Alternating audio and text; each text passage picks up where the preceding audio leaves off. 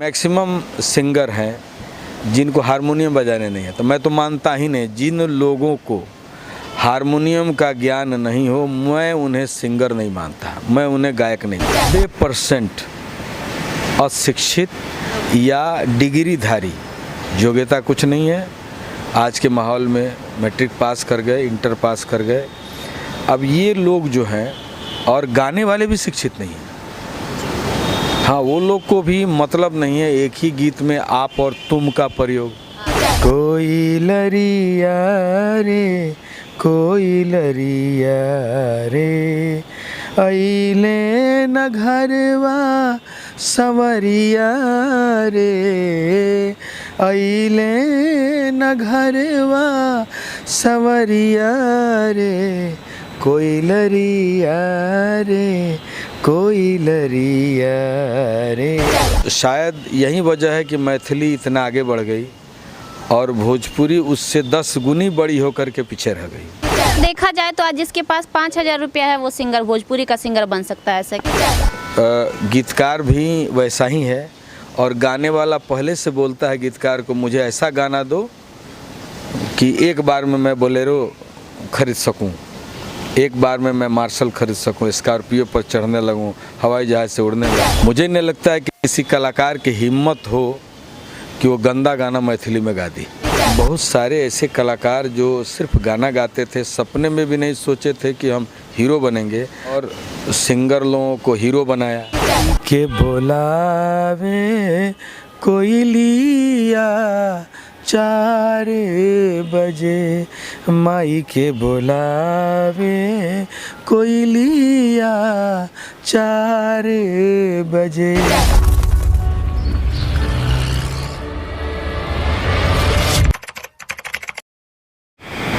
नमस्कार, प्रणाम। Live blog news में आप सभी का स्वागत है। मैं हूं आपके साथ खुशबू राय। हम फिर से पहुंच चुके हैं भोजपुरी के जाने माने गीतकार विनय बिहारी जी के पास, और साथ में ही लौरिया के वर्तमान विधायक भी हैं। बखूबी आप जानते हैं, और इस चेहरे से हम ही नहीं, पूरा बिहार नहीं, अब हमें लगता है कि इंडिया लेवल पे लोग जानने लगे होंगे, क्योंकि हमारी भोजपुरी इंडस्ट्री सिर्फ बिहार और यूपी में सीमित नहीं रह गई है।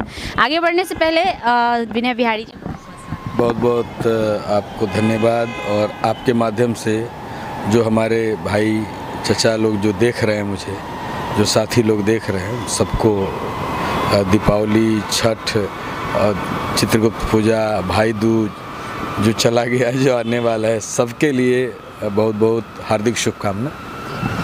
कहीं ना कहीं दीपावली ख़त्म हो चुका है और छठ का पर्व आने ही वाला है। पूरा माहौल छठ के पर्व से गूंज रहा है, और बिहार में देखा जाए सर तो छठ को बड़े ही दिलोजान से, शिद्दत से लोग मनाते हैं। तो हम चाहेंगे, आप गीतकार हैं, वो भी बहुत अच्छे बड़े लेवल के गीतकार हैं, तो एक प्यारा सा छठ का सॉन्ग गुनगुना दें। ज़रूर।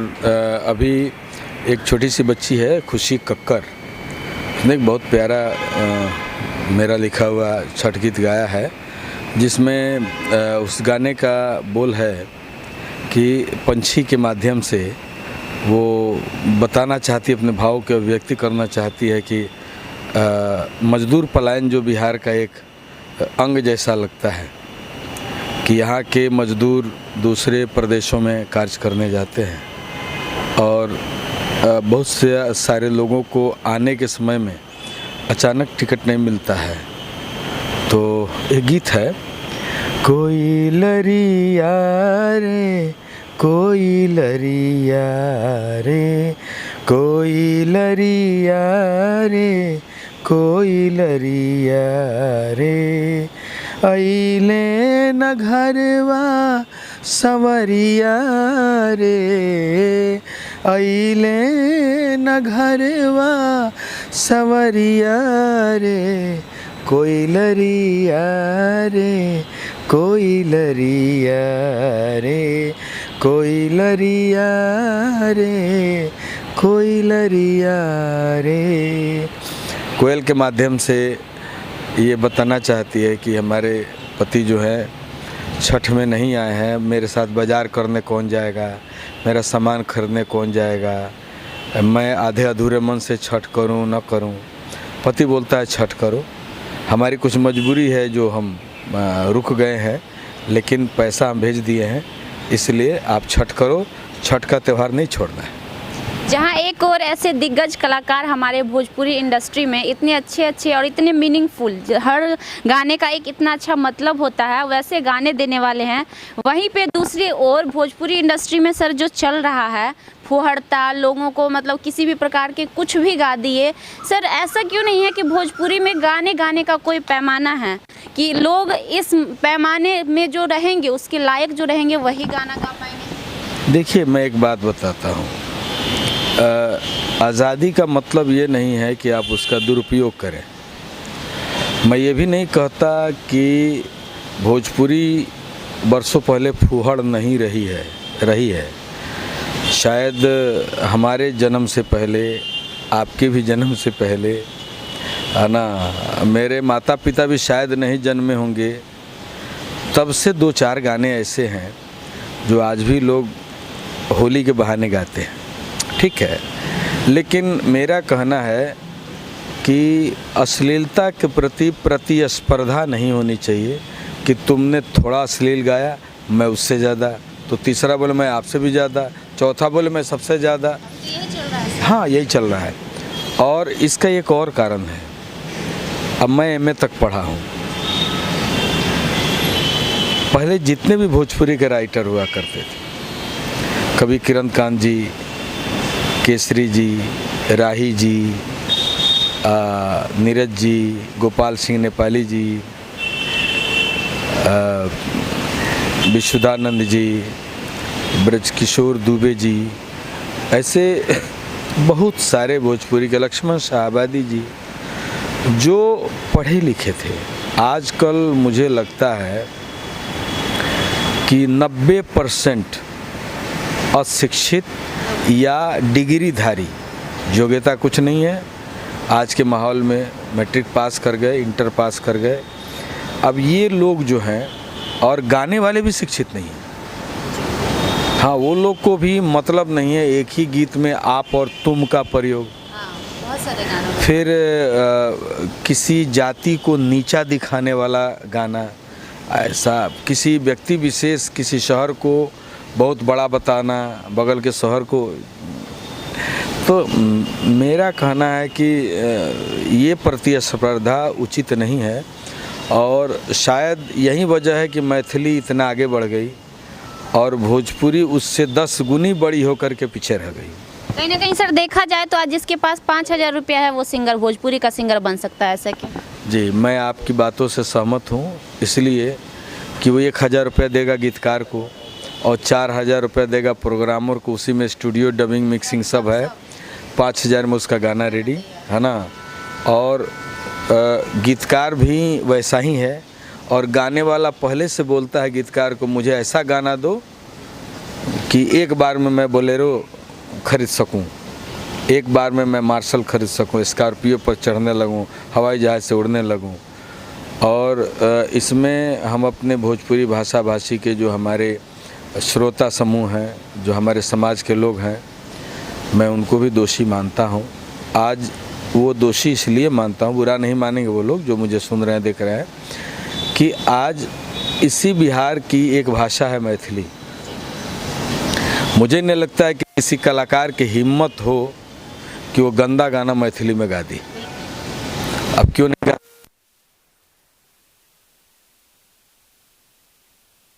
है ना। तो मेरे कहने का मतलब है कि कुछ तुम सुधरो, कुछ हम सुधरें, शायद बात सुधर जाए, है ना। तो ऐसी भावना लानी पड़ेगी, इस तरह का दिमाग में सोच रखनी पड़ेगी, और मैथिली भाषा के जो लोग हैं उनसे भोजपुरी भाषा के लोगों को सीखना पड़ेगा। आज के लोगों के बारे में कह रहा हूँ मैं। कभी किरणकांत के ज़माने की बात, राही जी के ज़माने की बात, केसरी जी, परशुराम जी, जो ब्रजकिशोर दुबे जी, लक्ष्मण शाहबादी जी के ज़माने की बात नहीं कर रहा हूँ। मैं आज के ज़माने की बात कर रहा हूँ कि जो राइटर हैं, जो लिख रहे हैं, उनको व्याकरण से कोई मतलब नहीं है, उनको मुखड़ा क्या है और अंतरा क्या है उससे कोई मतलब नहीं है। उनको एक हुक लाइन, एक कोई ऐसा लाइन हो जो चटक मटक हो, है ना। और मैक्सिमम सिंगर हैं जिनको हारमोनियम बजाने नहीं है, तो मैं तो मानता ही नहीं। जिन लोगों को हारमोनियम का ज्ञान नहीं हो, मैं उन्हें सिंगर नहीं मानता, मैं उन्हें गायक नहीं मानता। और मुझे लगता है आज के ज़माने में 80% लोग जो गायक हैं उन्हें हारमोनियम का ज्ञान नहीं है। तो ऐसी स्थिति में और ऐसी परिस्थिति में भोजपुरी के संगीत का दौर जो है कितना सुधर सकता है, कितना मजबूत हो सकता है, ये बड़ा कहना मुश्किल है। अपनी व्यस्तता की वजह से मैं उतना समय नहीं दे पाता हूँ, लेकिन आज भी मैं जो गाने लिखता हूँ उन गानों में मैं पहले जैसी बात रखता हूँ। ये भोजपुरी तो ख़त्म हो गई थी। लेकिन सर, एक आपके भोजपुरी में वो बात रखने से पूरा भोजपुरी समाज और पूरा भोजपुरी इंडस्ट्री तो नहीं सर सुधरे। मैं आपकी बात से सहमत हूँ, लेकिन मुझे लगता है कि सरकारी स्तर पे कुछ इसका निराकरण और हल ढूंढा जाए और सेंसरशिप की व्यवस्था की जाए। आम चेतना और कुछ जो मतलब गीतकार हैं, वो गीतकार भी अपने आप को समझने लगें कि मैं गीतकार हूँ, गायक का चपरासी नहीं हूँ। तो मुझे लगता है कि भोजपुरी अपने अतीत को, अपने गौरवशाली इतिहास को प्राप्त कर सकती है। भोजपुरी में जो बोलने वाले लोग हैं और भोजपुरी को जो सुनने वाले लोग हैं, उनकी संख्या बहुत है। और मुझे लगता है कि भोजपुरी की परिस्थिति, भोजपुरी की स्थिति और भोजपुरी जो समृद्ध नहीं हो पाई है वो हो जाएगी। पहले की भोजपुरी क्या थी? आज 1985 से आपको 1985 से 2000 तक 15 साल मुश्किल से 5 या 6 फिल्में बनी थी। मेरे आने के बाद मैंने वैसा माहौल कायम किया और सिंगर लोगों को हीरो बनाया। आज उसी दौर के हीरो मनोज तिवारी जी हैं, पवन सिंह जी हैं, दिनेश लाल जी हैं, आज कल्लू जी हैं, रितेश पांडे जी हैं, राकेश मिश्रा जी हैं। तो बहुत सारे ऐसे कलाकार जो सिर्फ गाना गाते थे, सपने में भी नहीं सोचे थे कि हम हीरो बनेंगे, आज वो सितारे हैं। और मैं उन लोगों से भी गाहे बगाहे मिलता हूँ, या वो लोग जब मिलते हैं तो मैं उनसे भी कहता हूँ कि अष्टम सूची में शामिल कराने का जो शामिल कराने की जो सोच है, उस सोच को बल तभी मिलेगा जब आज के कलाकार अपने आप को बदलेंगे। तो मान लीजिए श्रोता आपके दरवाजे पर लाठी लेकर नहीं आ रही है, तो आप अपनी व्यवस्था को ठीक करिए। गाने आप गा सकते हैं, अच्छा गीत गाइए, मैथिली से शिक्षा लीजिए। हम तो यहाँ तक कहेंगे कि बिहार में 5 मुख्य भाषा है: भोजपुरी, मगही, मैथिली, अंगिका और बज्जिका। उसमें सबसे ज़्यादा गाने, गंदे गाने अगर किसी भाषा में बनते हैं तो उस भाषा का नाम है भोजपुरी। तो मुझे इन छोटी भाषाओं से भी सीख लेनी चाहिए। बिल्कुल सर। आखिर में सर चाहेंगे, छठ पूजा का अवसर आने वाला है, छठ पूजा का एक और कोई प्यारा सा गाना दर्शकों के लिए गुनगुना दीजिए। हाँ, एक बहुत ही प्यारा गीत है।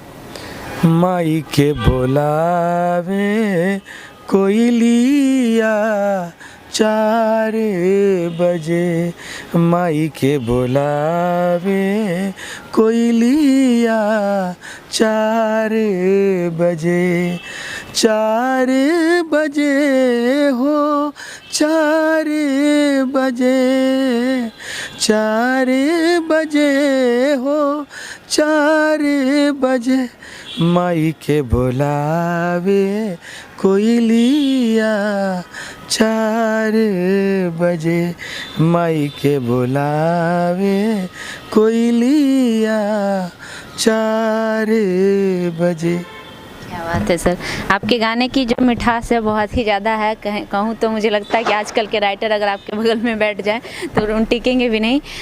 दर्शकों से क्या कहें? मैं दर्शक को यही कहूँगा कि आपने हमको सुना और छठ माँ का त्यौहार शुरू हो गया ऐसे। तो छठ माई की असीम कृपा हो आपके ऊपर। और जो हमारे मुस्लिम भाई हैं उनसे मैं ये कहूँगा कि पूरे देश में इस धरती पे सामाजिक सौहार्द बना रहे, क्योंकि मोहब्बत से कोई भी चीज़ को जीती जा सकती है और नफ़रत से किसी भी चीज़ को जीता नहीं जा सकता है। इसलिए मोहब्बत ही धरती है, मोहब्बत ही आसमान है, मोहब्बत ही दुनिया है, मोहब्बत ही जहान है। आपसी मोहब्बत की बहुत ज़रूरत है और कभी किसी के बहकावे में ना आकर के इस महान पर्व को अपना पर्व मानते हुए सबको सबके दिल में रहने का एक अवसर प्रदान हो और सब पे माँ की कृपा हो, सब पे ईश्वर की कृपा हो, सब पे सूरज भगवान का आशीर्वाद हो, क्योंकि सूरज भगवान तो सबके हैं। इसलिए सबको प्रणाम। आपको भी बहुत बहुत धन्यवाद। जय छठी मैया। बहुत बहुत धन्यवाद सर, आपने हमें इतना समय दिया। हमारे साथ विनय बिहारी जी थे। आप बखूबी जानते होंगे कि आज से नहीं, कई वर्षों से, बहुत मुझे लगता है हमारे जन्म से भी पहले से ये भोजपुरी इंडस्ट्री में गीतकार हैं। और दूसरी बात, पिछले 10 से 12 सालों से विधायक हैं, मतलब राजनीति में भी हैं। और सबसे बड़ी खासियत कि एक व्यक्ति जो कि दोनों जगहों पर होने के बावजूद भी दोनों चीज़ों की कमान को इतने अच्छे से संभाल कर चल रहे हैं, सबसे बड़ी खासियत है इन पे। आज हमने खास चर्चा की पूरी इंडस्ट्री पे। कैसा लगा कमेंट बॉक्स में ज़रूर बताइएगा। बाकी जो भी आपकी क्वेश्चंस हो वो भी कमेंट बॉक्स में लिखिएगा। मैं चाहूँगी अगली बार जब भी इनसे मिलूँ बाकी के सवाल इनसे करूँ। आज के लिए इतना ही, मिलते हैं अगली बार फिर से एक और इंटरव्यू के साथ। तब तक के लिए आप बने रहिए हमारे साथ।